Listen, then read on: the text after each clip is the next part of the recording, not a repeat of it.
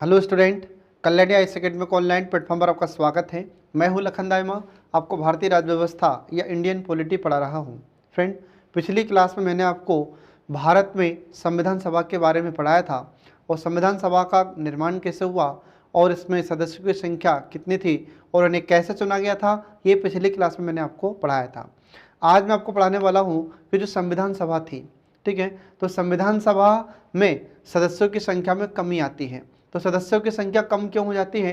क्योंकि जब भारत का विभाजन हुआ, जब भारत आज़ाद हुआ था 15 अगस्त 1947 को, तो उसी दिन हम देखते हैं कि भारत का विभाजन हुआ और भारत से अलग होकर पाकिस्तान जैसा देश अस्तित्व में आता है।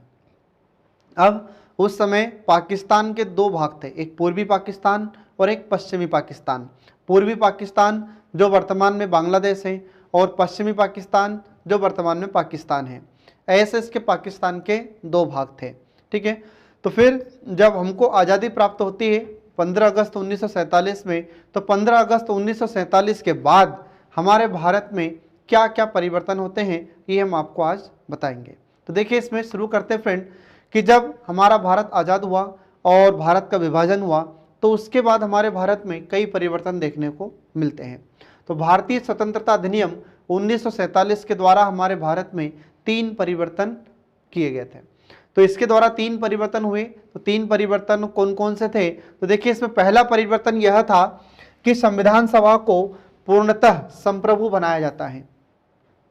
अब इसका मतलब क्या हुआ? तो हमारे भारत में जो संविधान सभा थी, इसको पूर्णतः संप्रभु बनाया गया। इसका मतलब ये हो जाता है कि जो संविधान सभा थी, इसको अपने आंतरिक और बाह्य निर्णय लेने के लिए स्वतंत्र बनाया जाता है और यह अपने इच्छा से हमारे देश के लिए कोई भी संविधान बना सकती थी, कोई भी निर्णय ले सकती थी।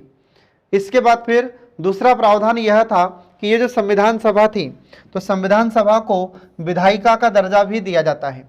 अब विधायिका का मतलब क्या होता है? तो विधायिका का मतलब होता है कानून बनाने वाली संस्था। तो इस संविधान सभा को यह अधिकार दिया गया था कि यह संविधान सभा भारत जैसे देश के लिए कोई भी कानून या विधि बना सकती है। इसके 2 कार्य दिए गए थे। तो इसके 2 कार्य कौन कौन से थे? तो एक तो था संविधान का निर्माण करना, ठीक है। पहला काम क्या हो गया इसका कि संविधान का निर्माण करना है, और दूसरा काम क्या था कि देश के लिए विधि बनाना है, देश के लिए कानून बनाना है। तो इसमें हम देखते हैं कि हमारे भारत में जो संविधान सभा होती है, तो इस संविधान सभा को 2 कार्य दिए गए थे। तो पहला काम तो ये था कि आप संविधान का निर्माण करें, ठीक है। दूसरा कि अगर हमारे देश के लिए कोई कानून बनाना चाहती है तो कानून बना सकती है, विधि का निर्माण कर सकती है। ये 2 कार्य इस संविधान सभा को दिए गए थे, ये आपको ध्यान रखना होगा फ्रेंड। इसके बाद फिर तीसरा क्या था? तो तीसरा परिवर्तन यह था कि भारत विभाजन के पश्चात मुस्लिम लीग के सदस्यों के अलग हो जाने से संविधान सभा की सदस्यों की संख्या में कमी आई। तो जब हम देखते हैं कि भारत में 1946 में कैबिनेट मिशन की सिफारिश पर संविधान सभा का गठन किया गया था, तो उस समय 389 मेंबर थे, 389 सदस्य थे। और जब भारत का विभाजन हो गया, तो विभाजन के बाद हम देखते हैं कि हमारे भारत में संविधान सभा में सदस्यों की संख्या कितनी रह गई? 299, 299 सदस्यों की संख्या रह जाती है, ठीक है। तो ये आपको इसमें ध्यान रखना होगा फ्रेंड। अब इसके बाद देखिए आगे इसमें, तो अगला जाता है कि हमारे भारत में जो संविधान हमने तैयार किया है, तो भारत का संविधान विभिन्न स्रोतों से तैयार किया गया है, मतलब कई देशों से हमने संविधान उधार लिया है। तो लगभग हमारे भारत का जो संविधान बनाकर हमने तैयार किया है, तो लगभग 60 देशों से हमने संविधान उधार लिया है। कितने देशों से? 60 कंट्री से हमने संविधान उधार लिया है। इसलिए भारत के संविधान को उधार का बोरा भी कहा जाता है। आ रहा समझ में? तो 60 देशों से हमने उधार लिया था। जहां जहां पर जो हमको स्रोत अच्छा लगा, जिस देश का संविधान का जो स्रोत, जो भाग हमें अच्छा लगा, वह हमने स्वीकार किया और हमारे भारतीय संविधान में उसे शामिल किया गया है। तो ये आपको ध्यान रखना होगा फ्रेंड। अब इसके बाद में हमारे भारत का जो संविधान का ढांचा होता है, तो इसको हम 2 भागों में बांटते हैं। मतलब हमारे भारतीय संविधान के स्रोत 2 प्रकार के होते हैं। आ रहा समझ में? मतलब ये कि हमारे भारत का जो संविधान बनाकर तैयार किया गया है, यह संविधान का निर्माण किया गया है, ये 2 स्रोतों से हमने तैयार किया है। तो 2 स्रोत कौन से? तो एक हो जाता है आंतरिक स्रोत और दूसरा होता है बाह्य स्रोत। अब आंतरिक स्रोत का मतलब क्या हो जाता है, तो आंतरिक स्रोत का मतलब ये हो जाता है कि हमारे भारत में जब भारत शासन अधिनियम 1935 लाया गया था, तो भारत शासन अधिनियम 1935 के बहुत सारे प्रावधानों को हमारे भारतीय संविधान में शामिल कर लिया गया था। तो जब भारत शासन अधिनियम 1935 से हमारे भारत में संविधान को तैयार किया जाता है तो इसे हम कहते हैं आंतरिक स्रोत। उस समय भारत शासन अधिनियम 1935 के आने पर हमारे भारत में जब ये संविधान जब लाया गया था, ध्यान रखें, तो जब भारत शासन अधिनियम 1935 भारत में जब लाया गया था तो उस समय उसमें 321 अनुच्छेद थे, जिसमें से 200 से भी ज़्यादा अनुच्छेद हूबहू हमारे भारतीय संविधान में शामिल कर लिए जाते हैं। ठीक है, तो इसको हम कहते हैं आंतरिक स्रोत। आ रहा समझ में? तो आपको ध्यान रखना होगा कि जो भारत शासन अधिनियम 1935 था, कौन सा?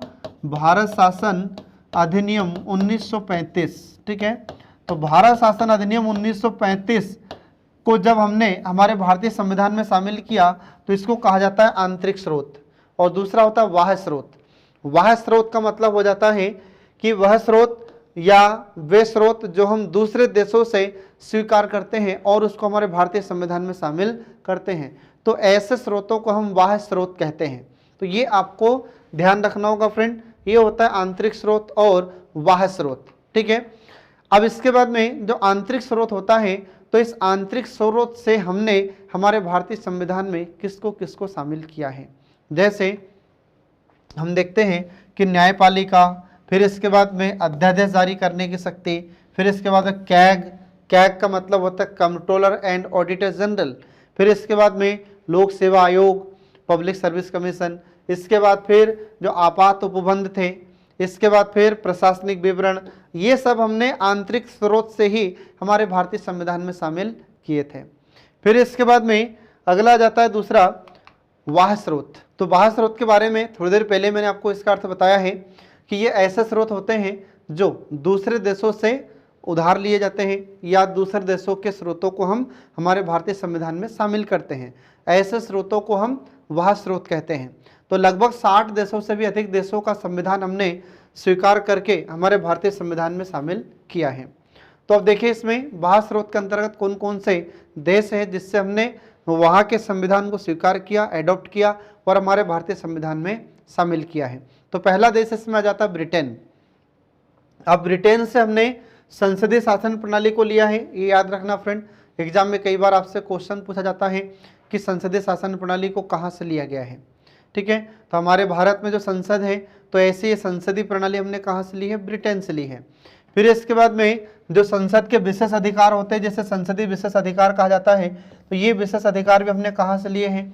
ब्रिटेन से लिए हैं। फिर इसके बाद में विधि का शासन हमने कहाँ से लिया है? तो ये भी ब्रिटेन से लिया गया है। विधि का शासन का मतलब हो जाता है कानून का शासन, जो विधि होगी, कानून होगी, उसके तहत शासन किया जाएगा। आ रहा समझ में? विधि से ऊपर, कानून से ऊपर कोई भी नहीं होगा, ये आपको ध्यान रखना होगा। फिर इसके बाद में जो विधि का शासन है, इसका जनक किसे कहा जाता है? तो ये A.B. डाइसी को कहा जाता है, ये आपको ध्यान रखना होगा। एग्जाम में क्वेश्चन पूछा जाता है कि जब विधि का शासन होता है, कानून का शासन होता है, रूल ऑफ लॉ होता है, इसका जनक कौन है? तो ये आपको ध्यान रखना होगा A.B. डाइसी को। फिर इसके बाद में अगला जाता है कि संवैधानिक रूप से राष्ट्रपति की स्थिति, फिर इसके बाद में विधायी प्रक्रिया, फिर इसके बाद में एकल नागरिकता, फिर चुनाव में सर्वाधिक मत के आधार पर जीत की प्रक्रिया, मंत्रिमंडल प्रणाली और परमाधिकार लेख, ये सब हमने कहाँ से लिए हैं? ये सब हमने ब्रिटेन से लिए हैं। ये आपको ध्यान रखना होगा फ्रेंड। एग्जाम में आपसे क्वेश्चन पूछा जाता है कि एकल नागरिकता हमने कहाँ से ली है? तो ये ब्रिटेन से ली है। इसके बाद फिर अगला जाता है संयुक्त राज्य America, USA, United state of America. अब संयुक्त राज्य अमेरिका से हमने क्या क्या लिया है? तो आपको ध्यान रखना है उद्देशिका। ध्यान रखें फ्रेंड, एग्जाम में आपसे क्वेश्चन पूछा जाता है कि हमने उद्देशिका कहाँ से ली है? तो ये संयुक्त राज्य अमेरिका से ली गई है। फिर इसके बाद में मूल अधिकार, ये हमने कहाँ से लिए? संयुक्त राज्य अमेरिका से। फिर इसके बाद में न्यायिक पुनर्विलोकन, संविधान की सर्वोच्चता, फिर इसके बाद निर्वाचित राष्ट्रपति और उस पर महाभियोग, फिर इसके बाद में उपराष्ट्रपति का पद, फिर प्रस्तावना, ठीक है, या फिर उद्देश्य का उसी कहते हैं। तो इसके बाद फिर प्रस्तावना के बाद में उच्चतम या उच्च न्यायालय के न्यायाधीशों को हटाने की प्रक्रिया, ये भी हमने कहाँ से ली है, संयुक्त राज्य अमेरिका से ली है। फिर इसके बाद में स्वतंत्र न्यायपालिका और जनहित याचिका PIL जिसे कहा जाता है, पब्लिक इंटरेस्ट लिटिगेशन, ये भी हमने कहाँ से लिया है, तो संयुक्त राज्य अमेरिका से लिया है, ये आपको ध्यान रखना होगा। इसके बाद फिर अगला देखिए, इसमें अगले देश का नाम आता है फ्रांस। तो फ्रांस से हमने क्या क्या लिया है, तो फ्रांस से हमने स्वतंत्रता, फिर इसके बाद समानता, फिर इसके बाद में गणतंत्रात्मक व्यवस्था और बंधुत्व का सिद्धांत, ये सब हमने फ्रांस से लिए हैं, ये आपको ध्यान रखना होगा। इसके बाद फिर अगला आ जाता है ऑस्ट्रेलिया। ऑस्ट्रेलिया से क्या क्या लिया हमने, तो आपको ध्यान रखना है कि जो संवर्ती सूची होती है, तो संवर्ती सूची का प्रावधान ये हमने संयुक्त राज्य अमेरिका से लिया है। फिर इसके बाद में संसद के दोनों सदनों की संयुक्त बैठक, ये हमने कहाँ से लिया है, ऑस्ट्रेलिया से लिया है, ये आपको ध्यान रखना होगा। फिर इसके बाद में अगला आ जाता है जर्मनी का वाइमर संविधान। तो अगर एग्जाम में आपसे क्वेश्चन पूछा जाता है कि वाइमर संविधान किस देश का है, तो ये जर्मनी के संविधान को कहते हैं। तो जर्मनी का संविधान या उसी को वाइमर संविधान भी कहते हैं। तो यहाँ से हमने क्या लिया है, तो यहाँ से हम देखते हैं कि आपातकाल के दौरान जो मूल अधिकार होते हैं तो उनको सस्पेंड किया जा सकता है, उनका निलंबन किया जा सकता है, और ये हमने कहाँ से लिया है, ये जर्मनी के वाइमर संविधान से हमने लिया है या एडॉप्ट किया है। इसके बाद फिर अगला आ जाता है जापान। तो जापान से हमने क्या लिया है, तो विधि द्वारा जो स्थापित प्रक्रिया होती है, ये हमने जापान से लिया है। फिर इसके बाद में पूर्व सोवियत संघ, जिसको हम रूस कहते हैं, USSR इसको शॉर्ट फॉर्म में कहते हैं, तो पूर्व सोवियत संघ या रूस से हमने क्या लिया है, तो यहाँ से मूल कर्तव्य, ये बार बार आपसे एग्जाम में पूछा जाता है कि बताइए हमने मूल कर्तव्य कहाँ से लिए हैं, तो ये पूर्व सोवियत संघ या रूस से लिए गए हैं। ध्यान रखें कि जो पूर्व सोवियत संघ था तो इसका खंडन या इसका विखंडन हो जाता है 1991 में, और 1991 से फिर इसका नाम होता है रूस, जबकि इससे पहले इसका नाम था पूर्व सोवियत संघ। ठीक है, तो मूल कर्तव्य रूस से लिए गए हैं या पूर्व सोवियत संघ से लिए गए हैं। फिर इसके बाद में प्रस्तावना में सामाजिक, आर्थिक और जो राजनीतिक न्याय का वर्णन किया गया है, तो ये हमने कहाँ से लिया है, ये रूस से लिया है, ये आपको ध्यान रखना होगा। फिर इसके बाद में अगला आ जाता है इसमें कनाडा। अब कनाडा से हमने क्या क्या लिया है, तो कनाडा में आपको ध्यान रखना है कि एक सशक्त केंद्र के साथ संघ सरकार का स्वरूप। ठीक है, जो संघात्मक शासन प्रणाली है, ये हमने कहाँ से लिया है, ये कनाडा से लिया है, आपको ध्यान रखना है। फिर इसके बाद में जो अवशिष्ट शक्तियाँ हैं, तो अवशिष्ट शक्ति ये किसके पास रहती है, ये केंद्र सरकार के पास रहती है, और यह सिस्टम हमने कहाँ से लिया है, ये कनाडा से लिया। अवशिष्ट शक्ति का मतलब मैं आपको पहले भी बता चुका हूँ कि जो तीनों सूचियाँ होती है, संघ सूची, राज्य सूची और संवर्ती सूची, तो जब ये तीनों सूचियों में कोई विषय वर्णित नहीं होता है, तो फिर ऐसे विषयों पर कानून बनाने का अधिकार किसको होगा, तो ये संसद को होगा। इसे ही अवशिष्ट शक्ति कहा जाता है। ठीक है, और यह शक्ति किसके पास होगी, केंद्र सरकार के पास होगी। फिर इसके बाद में शक्ति विभाजन। तो शक्ति विभाजन का मतलब केंद्र सरकार अपना काम करेगी, राज्य सरकार अपना काम करेगी। आ रहा समझ में, तो केंद्र सरकार या संघ सरकार संघ सूची के विषयों पर कानून बनाएगी और राज्य सरकार राज्य सूची के विषयों पर कानून बनाएगी। तो ये सिस्टम हमने कहाँ से अडॉप्ट किया है, ये कनाडा से अडॉप्ट किया है, आपको ध्यान रखना होगा। फिर इसके बाद में राज्यपाल की नियुक्ति कौन करेगा, कैसे की जाएगी, तो यह सिस्टम भी हमने कनाडा से अडॉप्ट किया है। फिर इसके बाद में जो उच्चतम न्यायालय होगा, तो उच्चतम न्यायालय का परामर्शी न्याय निर्णय, मतलब कुछ परिस्थितियों में हमारा सुप्रीम कोर्ट राष्ट्रपति को समय समय पर सलाह देता है, तो यह सिस्टम हमने कहाँ से अडॉप्ट किया है, कनाडा से, ये आपको ध्यान रखना होगा। फिर इसके बाद में संघात्मक शासन प्रणाली। तो संघात्मक शासन प्रणाली का मतलब क्या होगा कि हमारे भारत में जो 28 राज्य हैं, 8 केंद्र शासित प्रदेश हैं, इनको मिलाकर कहा जाता है संघ। तो भारत किसका संघ होगा, ठीक है, तो भारत अर्थात इंडिया राज्यों का संघ होगा। तो ये जो संघात्मक प्रणाली है, ये हमने कनाडा से अडॉप्ट की है, ये आपको ध्यान रखना होगा। इसके बाद फिर अगला आ जाता है आयरलैंड।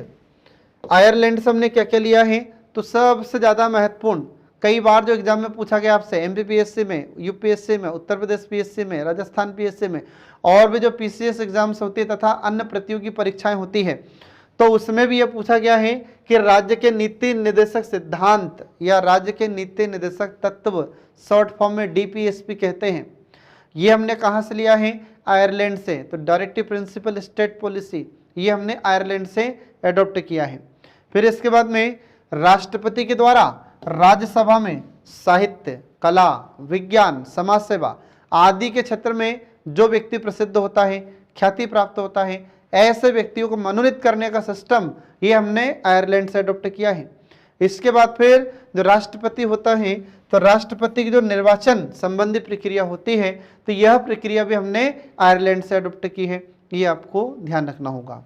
ठीक है, इसके बाद फिर आगे देखिए, इसमें अगला नाम आता है दक्षिण अफ्रीका या साउथ अफ्रीका। तो दक्षिण अफ्रीका से हमने क्या लिया है? तो संविधान संशोधन की प्रक्रिया हमने ली है। तो संविधान में संशोधन कैसे होगा, यह प्रक्रिया हमने दक्षिण अफ्रीका से ली है, जो आपको ध्यान रखना होगा। आज हम देखते हैं कि हमारे भारत में संविधान में संशोधन होता है, तो 3 प्रकार से संविधान में संशोधन किया जाता है।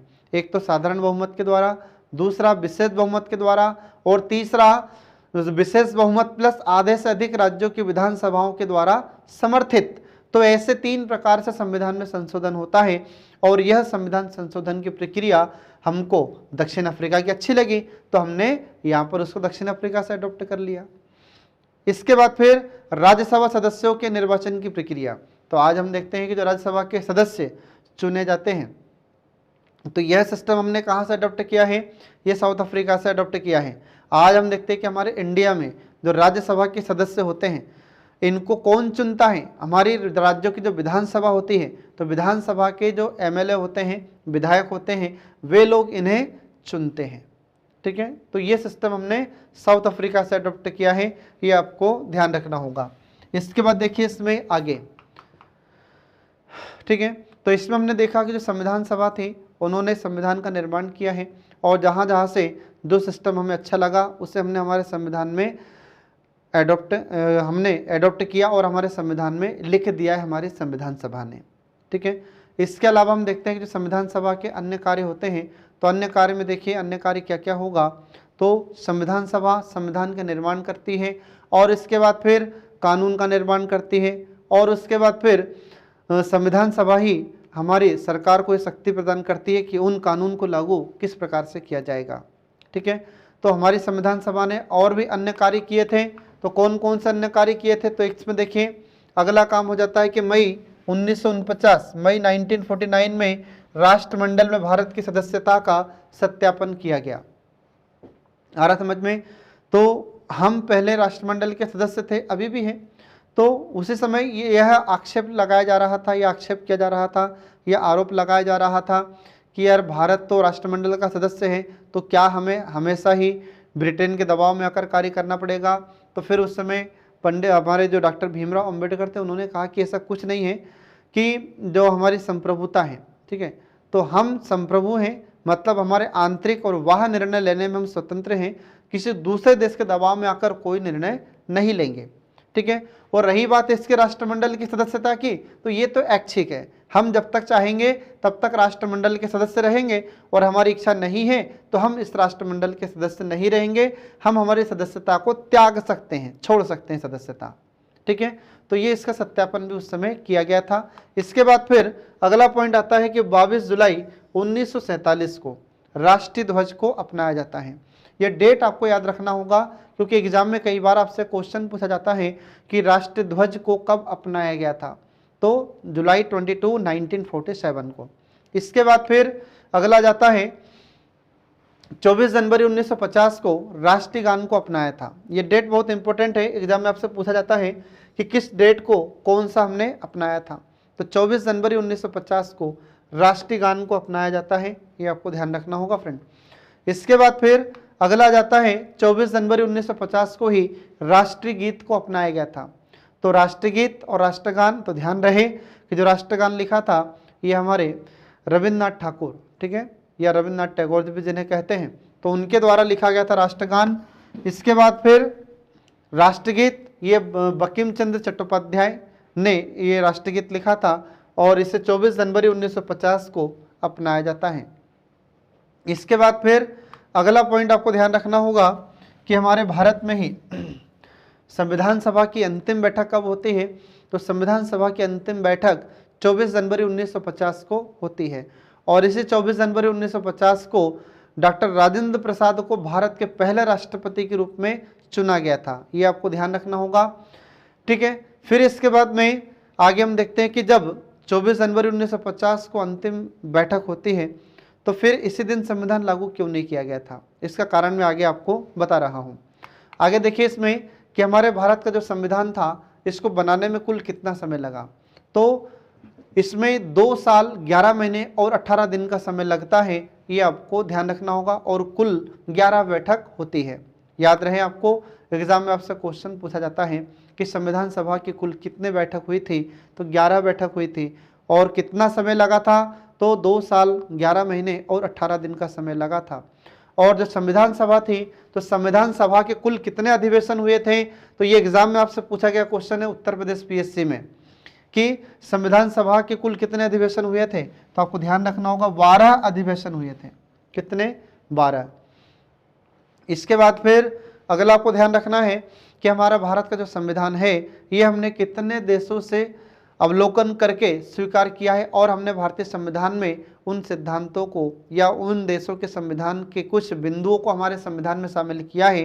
तो ऐसे 60 देश है लगभग, तो लगभग 60 देशों के संविधान का अध्ययन किया गया, उनका अवलोकन किया गया और हमारे भारतीय संविधान में उन्हें शामिल किया गया है। आ रहा समझ में? और इसमें जो संविधान का प्रारूप है इस पर लगभग 114 दिनों तक विचार किया गया था, तब जाकर हमारा भारतीय संविधान तब बनकर तैयार हुआ और इसे लागू किया गया था। इसके बाद फिर अगला पॉइंट आता है कि जो हमारा भारतीय संविधान जब बनाकर तैयार किया गया था तो इसमें कुल कितने राशि खर्च हुई थी? तो 64 लाख रुपए उस जमाने में खर्च हुई थी, 64 लाख रुपए, ठीक है। ये आपको ध्यान रखना होगा। इसके बाद फिर अगला देखिए इसमें संविधान सभा के वाचन, मतलब जब संविधान बनाकर तैयार किया जाता है तो उसको संविधान को हमने कितनी बार पढ़कर सुनाया था? तो आज भी आपने देखा होगा कि हमारी सरकार यदि कोई कानून बनाती है, कोई भी विधि बनाने जाती है तो बनाने से पहले उसको पहले संसद में पढ़कर सुनाया जाता है कि हम इस विषय पर कानून बनाने जा रहे हैं। तो ठीक ऐसे उस समय जब हमारे भारत का संविधान बनाया गया था तो उसको 3 बार पढ़कर सुनाया गया था, जिसको हम कहते हैं संविधान सभा का वाचन। तो संविधान सभा के 3 वाचन हुए थे। तो 3 वाचन कौन कौन से थे? देखिए इसमें पहला वाचन, दूसरा वाचन और तीसरा वाचन, ठीक है। तो जो पहला वाचन था ये भी छोटा था, दूसरा वाचन बहुत बड़ा था और तीसरा वाचन उससे छोटा था। तो जो सबसे बड़ा वाचन मतलब ज़्यादा लंबे समय तक जो वाचन चला था वह था द्वितीय वाचन, ये आपको ध्यान रखना होगा। अब देखिए इसमें जो प्रथम वाचन था, पहला वाचन, ये कब से कब तक चला था? तो देखिए इसमें 9 नवंबर 1948 की बात है। तो 9 नवंबर 1948 से यह प्रथम वाचन शुरू हुआ जो कि 9 नवंबर 1948 तक चलता है। तो 4 नवंबर से शुरू हुआ, कब तक चला? 9 नवंबर तक। कितने दिन चला? मात्र 5 दिन चलता है, ठीक है। फिर इसके बाद में दूसरा वाचन शुरू हुआ। तो दूसरा वाचन कब से शुरू हो जाता है? तो आपको ध्यान रखना है कि यह 15 नवंबर से शुरू हुआ।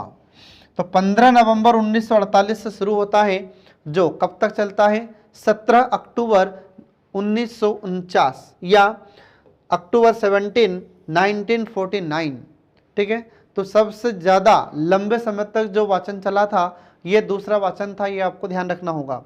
तीसरा वाचन कब से शुरू हुआ तो और कब तक चला? तो तीसरा वाचन 14 नवंबर 1949 1949 को शुरू हुआ और 26 नवंबर 1949 1949 तक चला था, ठीक है। तो ये आपको ध्यान रखना होगा फ्रेंड। एग्जाम में आपसे क्वेश्चन पूछा जाता है कि आप ये बताइए कि सबसे लंबा वाचन कौन सा था? तो सबसे लंबा वाचन या ज़्यादा समय तक चलने वाला जो वाचन था वह था दूसरा वाचन, ठीक है। अब इसमें देखिए कि जो पहला वाचन होता है यह सबसे छोटा वाचन था क्योंकि 5 दिन चला था मात्र, और जो दूसरा वाचन होता है यह सबसे लंबा वाचन था, मतलब बहुत ज़्यादा लंबे समय तक चला था। फिर इसके बाद में जो तीसरा वाचन था, तो इस वाचन के दौरान, ठीक है, जब तीसरा वाचन हुआ पूर्ण तो जब तीसरा वाचन पूर्ण हो जाता है तो इसी समय बाबा साहब अम्बेडकर या डॉक्टर भीमराव अम्बेडकर ने एक प्रस्ताव पेश किया, और इस प्रस्ताव का नाम क्या था? तो इस प्रस्ताव का नाम था कि the constitution as settled by the assembly we passed. ये प्रस्ताव इन्होंने पेश किया, ठीक है, और इस प्रस्ताव को पारित कर दिया जाता है या संविधान सभा के द्वारा इसे पास कर दिया गया था। जब संविधान सभा ने इस प्रस्ताव को पास किया तो उसी समय हम देखते हैं कि हमारे भारत का संविधान बनकर तैयार हुआ था। और यह प्रस्ताव कब पारित किया जाता है? तो आपको डेट याद रखनी होगी, 26 नवंबर 1949। नवंबर 26, 1949 को यह प्रपोजल अप्रूव हो जाता है और इसी दिन हमारा भारत का संविधान बनकर तैयार हुआ। अब जब संविधान इसी दिन बनकर तैयार हो गया था, 26 नवंबर 1949 को बनकर तैयार हुआ, तो इसी समय फिर भारत का संविधान लागू क्यों नहीं हुआ? इसका कारण ये था कि हमारे नेताओं के द्वारा, ठीक है, तो 26 जनवरी 1930 को रावी नदी के तट पर लाहौर में पहली बार तिरंगा लहराया गया था, झंडा लहराया गया था, और उसके बाद में उसी समय हमने स्वतंत्रता दिवस मनाया था या स्वाधीनता दिवस मनाया था। इसीलिए संविधान निर्माताओं ने कहा कि जब हम 1930 से हमारा स्वाधीनता दिवस या स्वतंत्रता दिवस मनाते आ रहे हैं तो हम क्यों न 2 महीने का और इंतजार करें, और 2 महीने के बाद 26 जनवरी 1950 को हमारा भारत का संविधान हम लागू करेंगे। तो इसलिए 2 महीने का इंतजार किया हमारे संविधान निर्माताओं ने, ये आपको ध्यान रखना होगा। इसके बाद फिर अगला जाता है 26 नवंबर 1949 को ही अपनाए गए संविधान में प्रस्तावना, इसके बाद 395 अनुच्छेद, 22 भाग और 8 अनुसूचियां थी। तो एग्जाम में आपसे क्वेश्चन पूछा जाता है कि जब भारत का संविधान बनाकर तैयार किया गया था तो उस समय कितने भाग थे, कितने अनुच्छेद थे और कितनी अनुसूचियां थी। तो आपको ध्यान रखना होगा कि जब हमने संविधान बनाकर तैयार किया था तो उस समय अनुच्छेद 395 थे और 22 भाग थे और 8 अनुसूचियां थी। वर्तमान में कितने हैं? तो वर्तमान में देखा जाए तो अभी भाग 22 ही है और अनुच्छेद, जो मूल अनुच्छेद हैं, ये 395 ही हैं और अनुसूचियां हैं 12। ये आपको ध्यान रखना होगा, ठीक है। अब कई जगह आप देखते होंगे कि जैसे जो अनुच्छेद है तो 395 की जगह कई बार 455 लिख दिए जाते हैं, 450 लिख दिए जाते हैं। तो ये कैसे होते हैं? तो जो संविधान में जब संशोधन होता है तो उसी को खंड करके जोड़ा जाता है। जैसे अनुच्छेद 19 है तो अनुच्छेद 19 में खंड 1, खंड 2, खंड 3 ऐसे होते हैं। तो जब संविधान में संशोधन करते हैं तो ऐसे खंड को जोड़ दिया जाता है, तो ऐसे खंडों को मिलाएं तो ये होते हैं 455। लेकिन जो मूल अनुच्छेद हैं ये अभी भी कितने हैं? 395 ही हैं। ये आपको ध्यान रखना होगा, ठीक है। अब इसके बाद में आगे देखिए, इसमें संविधान का लागू होना। तो हमारे भारत में संविधान लागू कब होता है फ्रेंड? तो आपको ध्यान रखना है कि 26 नवंबर 1949 को, नवंबर 26, 1949 को भारत का संविधान बनकर तैयार कर लिया गया था। और जब इसको बनाकर तैयार किया गया था और उसी दिन हमने संविधान को स्वीकार कर लिया था, अंगीकार किया था, मतलब गले से उसको लगाया था। और उसी दिन से संविधान के 16 अनुच्छेद लागू कर दिए गए थे। ध्यान रखना, एग्जाम में क्वेश्चन पूछा जाता है कि जब हमारा भारत का संविधान बनकर तैयार हुआ था 26 नवंबर 1949 को, तो उस दिन कितने अनुच्छेद को लागू कर दिया गया था? तो आपको ध्यान रखना होगा 16 अनुच्छेद। तो 16 अनुच्छेद को उसी दिन लागू कर दिया गया था। तो ये अनुच्छेद कौन कौन से थे? तो ये आपको ध्यान रखना है कि जैसे 5, फिर 6, अनुच्छेद 7, अनुच्छेद 8, अनुच्छेद 9, फिर अनुच्छेद 60, फिर अनुच्छेद 324, अनुच्छेद 366, 367, 379, 380, 388, 391, 392, 393 और 394। ये ऐसे अनुच्छेद थे जिनको उसी समय लागू कर दिया गया था क्योंकि ये बहुत ही महत्वपूर्ण थे। तो जो अनुच्छेद बहुत ज़्यादा महत्वपूर्ण थे उनको उसी समय लागू कर दिया जाता है, और जिनके बिना थोड़ा दिन काम चल सकता है उन्हें फिर 26 जनवरी 1950 से लागू किया जाएगा। तो ये आपको ध्यान रखना होगा फ्रेंड। इसके बाद फिर आगे देखिए, इसमें इसके कुछ समय बाद ही हम देखते हैं कि 26 जनवरी 1950 को भारत में संपूर्ण संविधान को लागू किया जाता है। लेकिन ध्यान रहे कि संविधान सभा की अंतिम बैठक कब होती है? तो 24 जनवरी 1950 को संविधान सभा की अंतिम बैठक हुई। फिर इसके बाद में उसी दिन हम देखते हैं कि डॉक्टर राजेंद्र प्रसाद को भारत के प्रथम राष्ट्रपति के रूप में चुना जाता है। और इसके बाद फिर 25 जनवरी 1950 को हमारे भारत के निर्वाचन आयोग का गठन किया जाता है और 26 जनवरी 1950 से हमारे भारत का संविधान लागू हुआ और उसी दिन से हमारा भारत गणतंत्र दिवस रूप में मनाता आ रहा है। तो गणतंत्र दिवस कब मनाया जाता है? 26 जनवरी को मनाया जाता है।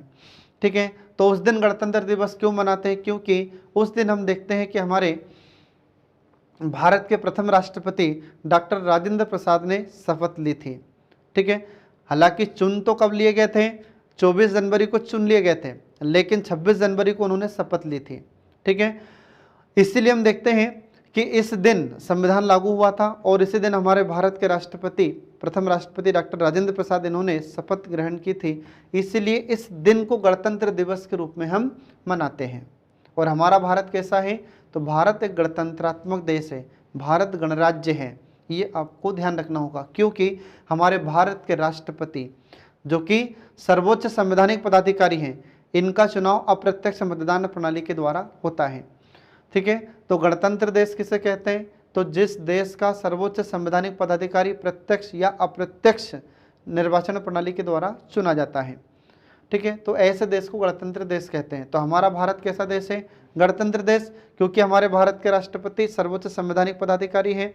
ध्यान रहे कि हमारे भारत के राष्ट्रपति सर्वोच्च संवैधानिक पदाधिकारी हैं, परंतु इसका मतलब ये नहीं है कि हमारे राष्ट्रपति संविधान से भी ऊपर है। संविधान से ऊपर हमारे भारत में कोई भी नहीं है। एग्जाम में ये क्वेश्चन कई बार पूछा जाता है कि संविधान से ऊपर कौन है हमारे भारत में? तो संविधान से ऊपर हमारे भारत में कोई भी नहीं है, चाहे हमारे भारत के सर्वोच्च न्यायालय के मुख्य न्यायाधीश ही क्यों ना हो, हमारे भारत के राष्ट्रपति ही क्यों ना हो, भारत के प्रधानमंत्री ही क्यों ना हो, ये सब संविधान से ऊपर नहीं है। कोई भी संविधान से ऊपर नहीं है। ये सब संविधान के दायरे में रहकर ही कार्य करते हैं। अगर इस संविधान के दायरे में रहकर कार्य नहीं करेंगे तो इनको इनके पद से हटा दिया जाता है। आ रहा समझ में? तो हमारे भारत में सबसे ऊपर कौन है? संविधान है। ध्यान रखना फ्रेंड। ठीक है, तो इस प्रकार से 26 जनवरी 1950 को भारत का संविधान लागू हो गया। ये आपको ध्यान रखना होगा फ्रेंड। अब इसके बाद देखिए फिर आगे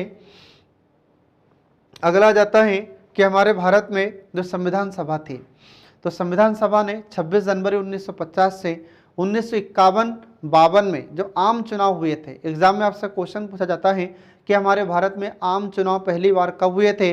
तो भारत में पहली बार आम चुनाव 1951-52 में हुए थे। ये MPPSC में पूछा गया क्वेश्चन है कि भारत में आम चुनाव कब हुए थे? तो 1951-52 में हुए थे। और इसके बाद फिर हमारे भारत में नई संसद का निर्माण हुआ और भारत की अंतरिम संसद के रूप में इसने काम किया। ठीक है, तो ये आपको ध्यान रखना होगा। एग्जाम में क्वेश्चन पूछा जाता है कि जब हमारे भारत का संविधान बन रहा था और जब तक लागू नहीं हुआ तो उस समय फिर किसके या किस अधिनियम के तहत शासन किया गया था, किस अधिनियम के तहत शासन चलता रहा? तो हमारे भारत में उस समय भारत शासन अधिनियम 1935 के तहत शासन चलता रहा। आ रहा समझ में? तो भारत शासन अधिनियम 1935 का शासन कब तक चलता रहा? जब तक कि हमने संविधान बनाकर तैयार नहीं किया और संविधान लागू नहीं किया, तब तक भारत शासन अधिनियम 1935 के तहत ही शासन चलता रहा। ये आपको ध्यान रखना होगा फ्रेंड। ठीक है, अब इसके बाद फिर आगे देखिए इसमें कि प्रस्तावना को पूर्ण संविधान लागू होने के पश्चात लागू इसको कर दिया जाता है। ठीक है, तो प्रस्तावना को भी लागू कब किया गया? जब हमारा संविधान लागू हो गया 26 जनवरी 1950 को। इसके बाद फिर आगे देखिए इसमें कि भारत का जो संविधान के पिता हैं या भारत के संविधान के पिता या आधुनिक मनु, ये किसे कहा जाता है? तो ये डॉक्टर भीमराव अंबेडकर को कहा जाता है। ये आपको ध्यान रखना होगा क्योंकि हमारे भारत में संविधान निर्माण में महत्वपूर्ण भूमिका किसने निभाई थी? तो डॉक्टर भीमराव अंबेडकर ने महत्वपूर्ण भूमिका निभाई थी। ठीक है, इसके बाद फिर आगे देखिए इसमें संविधान दिवस कब मनाया जाता है? तो एग्जाम में आपसे क्वेश्चन पूछा जा सकता है कि संविधान दिवस किस दिन मनाया जाता है? तो बाबा साहब अंबेडकर की जन्म तिथि है, याद रखना। तो 26 नवंबर को भारत में संविधान दिवस के रूप में मनाया जाता है क्योंकि ये डॉक्टर भीमराव अंबेडकर के 125वें जन्म दिवस के रूप में मनाया जाता है। तो 125वां जन्म दिवस कब मनाया गया था? तो 2015 में मनाया गया था, और 2015 से ही संविधान दिवस हमारे भारत में मनाया जाता है, ये आपको ध्यान रखना होगा। इसके बाद फिर अगला जाता है अंतर्राष्ट्रीय लोकतंत्र दिवस। अब अंतर्राष्ट्रीय लोकतंत्र दिवस को मनाने की शुरुआत कब होती है? तो 15 सितंबर 2015 से इसकी शुरुआत होती है, और जो हमारा संयुक्त राष्ट्र महासभा है, मतलब संयुक्त राष्ट्र संघ की एक सभा है जिसका नाम है संयुक्त राष्ट्र महासभा, इसने वर्ष 2017 से इसे मनाना शुरू किया है। किसको? अंतर्राष्ट्रीय लोकतंत्र दिवस को। इसके बाद फिर अगला देखिए, इसमें अगला जाता है संविधान सभा की आलोचना। अब हमने ये सब संविधान सभा के बारे में आपको बताया कि संविधान सभा ने कैसे संविधान का निर्माण किया है, लेकिन इसके बावजूद भी कुछ आधारों पर संविधान सभा की आलोचना की जाती है। तो कौन कौन से वे आलोचना के पॉइंट हैं? तो देखिए, इसमें पहला पॉइंट आ जाता है वकीलों और राजनीतिज्ञों का प्रभुत्व। इसका मतलब होता है, तो कुछ आलोचकों का यह कहना है कि ये जो संविधान सभा थी इसमें वकीलों की संख्या बहुत ज़्यादा थी, और जो राजनीतिज्ञ थे, जो राजनेता लोग थे, इनकी संख्या सबसे ज़्यादा थी इसमें। इसीलिए जो संविधान तैयार किया गया ये बहुत कठिन भाषा में है और एक आम आदमी की समझ से परे है। आ रहा समझ में? ये इसको इस प्रकार से आलोचना इसकी की जाती है। तो इसको वकीलों का स्वर्ग भी कहा गया है। किसको? हमारी संविधान सभा को। क्यों कहा जाता है? क्योंकि यहाँ पर सबसे ज़्यादा थे वकील, और फिर उसके बाद थे राजनेता। ये दोनों ही लोग थे, इनके ही द्वारा ये संविधान का निर्माण किया गया है। इसलिए तो हम देखते हैं कि संविधान की भाषा बहुत कठिन होती है। ठीक है, इसमें हम वकीलों में देखें तो डॉक्टर भीमराव अंबेडकर वकील थे, पंडित जवाहरलाल नेहरू LLB किए हुए थे, मोतीलाल नेहरू LLB किए हुए थे, चक्रवर्ती राजगोपालाचारी LLB किए हुए थे। तो इसीलिए तो हम देखते हैं कि संविधान की सभा और जो संविधान की भाषा थी ये कठिन थी। जब संविधान बनाकर तैयार किया गया था तो उस समय इंग्लिश भाषा में या इंग्लिश लैंग्वेज में इसे बनाकर तैयार किया गया था। इसलिए हम देखते हैं कि सीधा उसका ट्रांसलेशन हम तो पढ़ते हैं, तो इसलिए जब हिंदी में हम पढ़ते हैं संविधान को तो हमको पढ़ने में कठिन लगता है। कुछ ऐसे शब्द होते हैं, क्लिष्ट शब्द होते हैं जो हमें समझ नहीं आते हैं। इसके बाद फिर आलोचना का अगला पॉइंट देखिए, इसमें यह प्रतिनिधि निकाय नहीं थी। अब प्रतिनिधि निकाय नहीं थी तो इसका मतलब क्या हो जाता है? कुछ आलोचकों का तो यह कहना है कि जो संविधान सभा थी ये प्रतिनिधि सभा नहीं थी, क्योंकि यहाँ पर जो चुनाव हुए थे तो इसमें वयस्क मताधिकार के आधार पर चुनाव नहीं हुए थे। तो वयस्क मताधिकार का मतलब क्या हो जाता है कि जो 18 वर्ष की उम्र पूरी कर चुके हैं उनको कहते हैं वयस्क, और जब ये लोग मत देते हैं, वोट डालते हैं, तो उसको कहा जाता है वयस्क मताधिकार। ठीक है, तो ये ऐसा सिस्टम हमारे भारत में उस समय नहीं था। इसके बाद में कुछ गिने चुने लोग थे या कुछ वर्ग थे जिनको वोट डालने का अधिकार था, लेकिन आज हम देखते हैं कि हमारे भारत में अगर कोई भी व्यक्ति 18 वर्ष का है तो वह वोट देने का अधिकार रखता है, लेकिन उस समय से हर व्यक्ति को वोट देने का अधिकार नहीं था, सीमित मतदान प्रणाली थी उस समय। फिर इसके बाद में अगला जाता है आलोचना का पॉइंट, संप्रभुता का अभाव। अब संप्रभुता का मतलब क्या है मैं आपको कई बार बता चुका हूँ। तो संप्रभुता का मतलब होता है कि अपने आंतरिक और वह निर्णय लेने की स्वतंत्रता बिना किसी देश के दबाव में आकर, तो उसे कहते हैं संप्रभुता। तो आलोचकों का यह कहना है कि जब हमारे भारत में संविधान बनाया जा रहा था, संविधान का निर्माण किया जा रहा था, तो उस समय जो संविधान सभा की बैठकें होती थी, तो संविधान सभा की बैठक करने के लिए भी ब्रिटेन सरकार से या ब्रिटिश संसद से परमिशन लेते थे। तो ये कैसे संप्रभुता हुई? तो इस आधार पर भी आलोचना की जाती है। आ रहा समझ में? इसके बाद फिर कांग्रेस का प्रभुत्व। तो कुछ आलोचकों का यह कहना है कि इसमें ज्यादा सदस्य कौन थे? ज्यादा सदस्य इसमें कांग्रेस के थे, तो इस पर कांग्रेस का प्रभुत्व था। तो इसी आधार पर ब्रिटेन का एक संविधान का विशेषज्ञ है जिसका नाम है ग्रैनविल ऑस्टिन। तो ग्रैनविल ऑस्टिन ने टिप्पणी भी की थी। तो क्या कहा था ग्रैनविल ऑस्टिन ने? इन्होंने कहा था कि संविधान सभा एक दलीय देश का एक दलीय निकाय है और सभा ही कांग्रेस है और कांग्रेस ही भारत है। ये इन्होंने कहा था ग्रैनविल ऑस्टिन ने। तो ये इनका स्टेटमेंट आपको याद रखना होगा, एग्जाम में आपसे क्वेश्चन पूछा जाता है कि किसने कहा था कि सभा ही कांग्रेस है और कांग्रेस ही भारत है। ये कहा था ग्रैनविल ऑस्टिन ने। तो ये किसकी आलोचना कर रहे हैं? तो ये जो हमारे भारत में संविधान सभा थी इसकी आलोचना कर रहे हैं। इसके बाद फिर अगला पॉइंट आता है हिंदुओं का प्रभुत्व। हिंदुओं का प्रभुत्व इसका मतलब क्या हो जाता है? तो इसका मतलब होता है कि कुछ आलोचकों ने कहा है कि संविधान सभा में ज्यादा संख्या किसकी थी? हिंदुओं की थी। इसलिए इस संविधान सभा पर वर्चस्व भी किसका था, तो वर्चस्व भी हिंदुओं का था। आ रहा समझ में। तो इस संविधान सभा में हिंदुओं की संख्या ज्यादा थी, इसलिए इस पर प्रभुत्व भी हिंदुओं का था। ये इन्होंने इस प्रकार से कहकर आलोचना की है। तो इसी कारण फिर लॉर्ड विस्काउंट कहते हैं। तो लॉर्ड विस्काउंट ने कहा था कि यह तो हिंदुओं का निकाय है। तो एग्जाम में आपसे क्वेश्चन पूछा जा सकता है कि संविधान सभा की आलोचना करते हुए यह किसने कहा था कि संविधान सभा तो हिंदुओं का निकाय है। तो ये आपको नाम ध्यान रखना होगा, लॉर्ड विस्काउंट का। ठीक है, ये एग्जाम में आपसे पूछा जा सकता है। इसके बाद फिर अगला पॉइंट आता है कि जो विंस्टन चर्चिल थे।